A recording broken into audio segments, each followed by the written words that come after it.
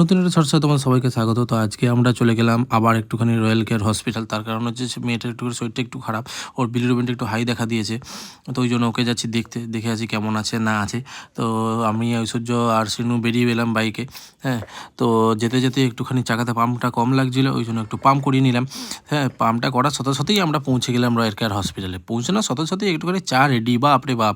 লাল চা হচ্ছে মায়ের আর পলাশদার জন্যে, আর কফি হচ্ছে আমার আর ঐশ্বর্যের জন্য। তো যতই হোক বউকে একটু সার্ভ না করে দিলে হয়, তো ওই জন্য একটু বউকে একটু সার্ভ করে দিলাম।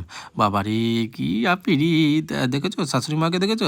বাপরে বাপ! চশমাটা পরে দেখেছো কেমন দায়ার মতো দাঁড়িয়ে আছে।